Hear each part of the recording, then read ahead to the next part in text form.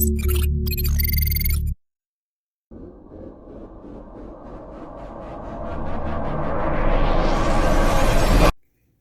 you're in the office, you're at the shop, you're going about your daily business, and out of nowhere, lights go out. This is how I would answer those questions getting home. Question 1, do I stay or do I go? Currently where I'm at, I'm fucking leaving. It's nothing against who works here, but I'm not sticking around. I'm going home. Well, what do I carry personally? All right, well, let's start emptying pockets. Fire starter, for one. Well, there's some receipts and some cash. Earbuds. Here's the cash I was talking about there. Pocket change, because you never know. A bandana, because you never know. And it is a desert, so you will be sweating. Alright. Folding pocket knife. Carry a litany of pens and pencils, markers. A wallet. And I also carry a sidearm.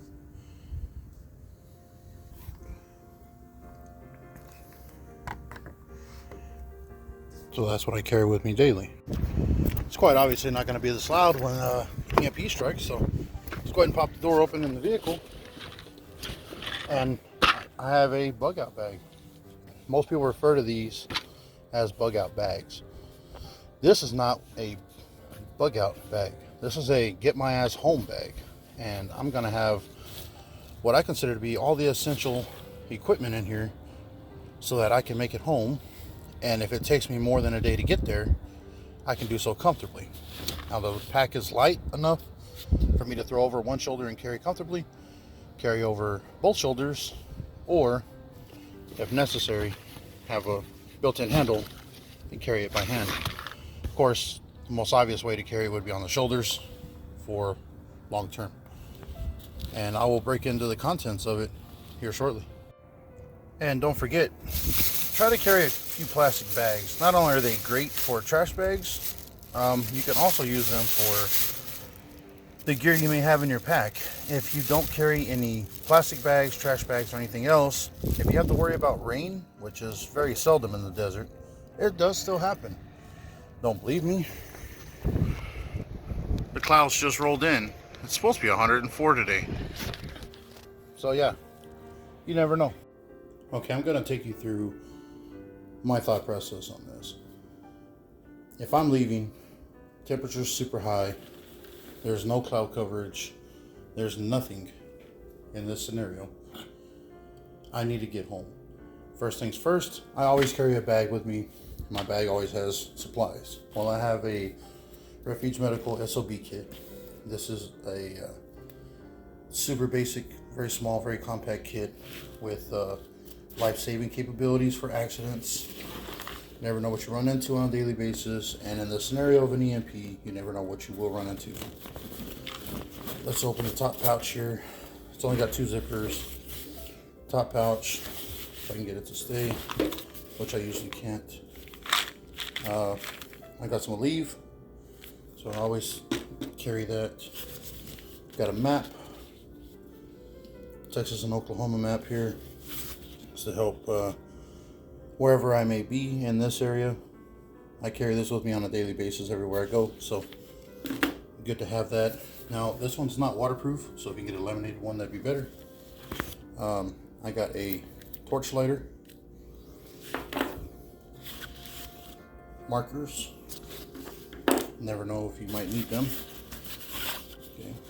I have some Carmex, some lip balm. I don't really use any of this, but you may have someone traveling with you that does, or maybe it's that hot that, you know, you get chapped lips. Got some couple pairs of nitrile gloves, because you never know what you might have to touch or get into. Okay. In here, got a small bottle of contact solution. You can also use that to rinse your eyes out. I really don't recommend using it for that, but you can in a pinch. Right here inside is a Slishman pressure wrap. And if you guys are not familiar with what this is, I will put out a video on it. But this is more or less for children. Stop bleeding. Yes, I have a lot of stop bleeding stuff in here. And another tourniquet. It's a soft tourniquet. And a Leatherman. It's an old Leatherman kick that I've had for I don't know how many years. And that's pretty much. Oh wait, there's still something else in here. Oh, just a off-the-shelf cheap multi-tool. Not really sure why I have two in here. I guess I might have tossed that in there and don't remember. And that's actually top of the bag there. Time to get to the second part. All right. So I'll go ahead and pull this down. Now I've got this is a Bearfac 3.0 from Refuge. So inner contents will be, generally I don't carry the Bearfac 3.0 on me everywhere. I have it in the bag this time because it just depends where I'm going. If I'm going out of town, I do carry this. If I'm going to be doing a lot of driving, I carry it. But I always have this. Always have an SOB kit on me, so I always have the minimum. The Bearfac, of course, will help out, and then I always have extra tourniquets and ways to stop massive bleeding. Got a speaker for entertainment. Charging. This is a speed charging cable, turbo power cable. Charge said thing. Now, since I'm at work, I carry this piece on me. Now, this would be on my person. I would just clip this on and be done with that. It wouldn't be in my pack. Here's some boxers there. This would go on my belt because these two things I would like to have them on my person if this was to go down. Wouldn't want to have to dig through a bag for them. And a couple t-shirts. You may sweat through one or two, or may have to use one to wrap your head up to help control the amount of sweating you're doing in the heat. I have a bag of socks. More socks for your footwear. Now I'm always wearing, or not always, but usually I'm wearing these Caterpillar boots. So they're waterproof, steel toe, and all of that. I generally don't have any issues, but something does happen between here and there, and I have to chill out for a night. You might want to change your socks every day. If it rains on you, you have the ability to change your socks undercover. You can see down here, I have a bag of baby wipes, which are universal for more than just the bathroom. I've got a second cable here.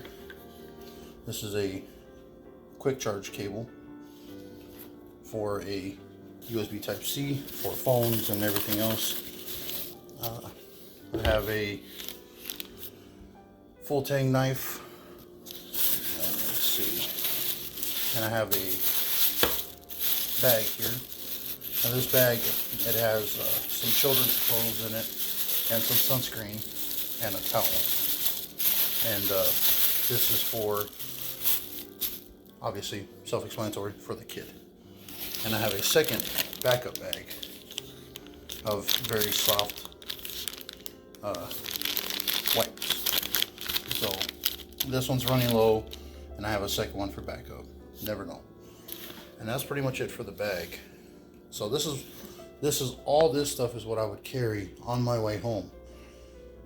In terms of weight, not very much. And you guys did see at the beginning when I opened it up, I still had room. Why do I have room? So that before I leave, I can pop this open and grab tons of water.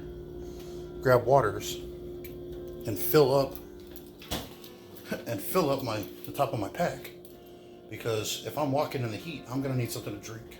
Drinking water is the #1 thing besides clean air that you're going to need. Now, part of the answer to the other question that I had posed was, how do you get a hold of people? All right, generally, I have a Baofeng. I just pick this radio up and I know how to use it. So I'll turn it on and then I can start receiving signal.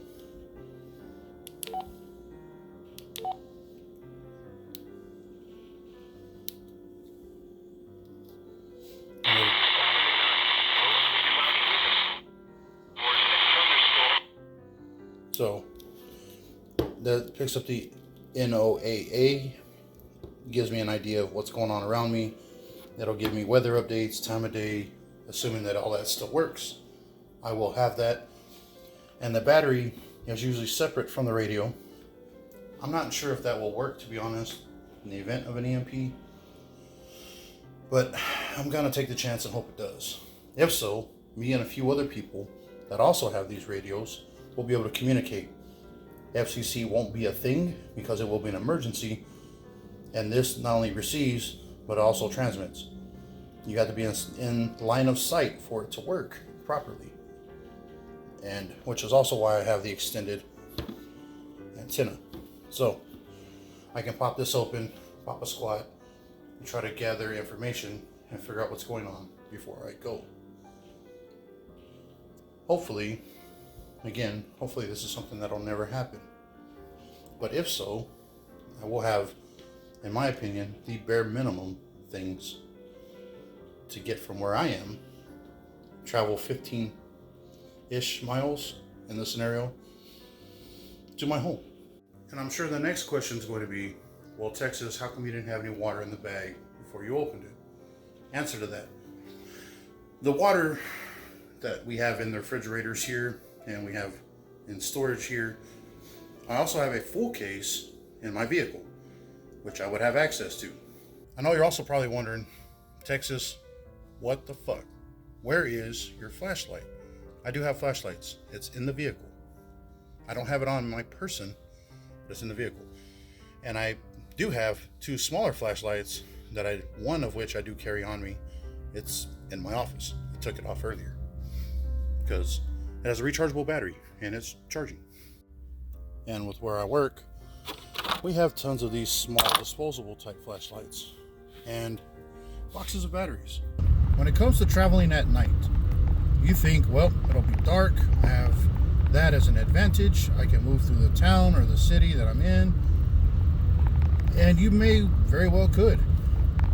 But also know that at night, most people are very, very attentive.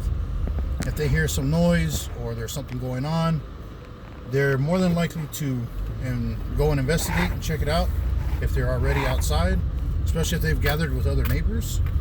Not only that, but because it's nighttime, they can't see what you have. They don't know if you're carrying a weapon. They don't know what you have on your person or how many of you there are. All they know is there's one or two guys, if you traveled in your group, there's a group of guys walking down my road and I can't really see what they have on them. I'm going to treat this as though it's a pretty bad situation, even if it's not. I'm not going to opt to move at night if I'm in the city, if I live in the city, if I have to move mostly through the city. Me personally, I'm going to try to avoid that at all possible. Because, granted, people are not always going to be out keeping an eye on things. But at night, people are a lot more cautious. They're quicker to jump the gun. Sometimes that's literal. And they don't have to always see or hear you. The majority of people in these houses, left or right on this street that I just drove down, they have dogs. So, their German Shepherds, their Blue Heelers, their Rottweilers, their whatever, happens to hear you in the alley because you think you're going to be slick, which looks more suspicious to these homeowners, by the way. You're going to try to go low-key down the alleyways, and they're going to hear you. They're going to go over there and ask you, what are you doing in the middle of the night, walking down their street when there's no electricity and nothing else going on. The temperament may be, pretty bad. Now, granted, I could be completely wrong. Only you know your neighborhood. But for me personally, I'm not taking the risk. Now, for my take on moving at night, if I had to run through the city, I would be in the middle of the street, just like this. I would just be moving through the middle of the road or the sidewalk, to where you can be viewed by a lot of people, for sure. But stealth is easily mistranslated, you being a possible bad person trying to take advantage of this situation where no one has power. That may or may not be the case, right? And those guys are going to err on the side of caution, which is, we're going to run your ass out of here, or worse, right? It's a little bit of food for thought. May find a place to hole up for the night on the way home, which that would be the worst case scenario. Now, as for me, I already have a route marked out, which this is going to have to suffice as an answer because I'm not going to show what it is. All right, I have a route marked out, and I have people that I will contact between work and home, and the people I can travel with may be available or may not. I look at it as though I'm going alone, and I know what route I need to take.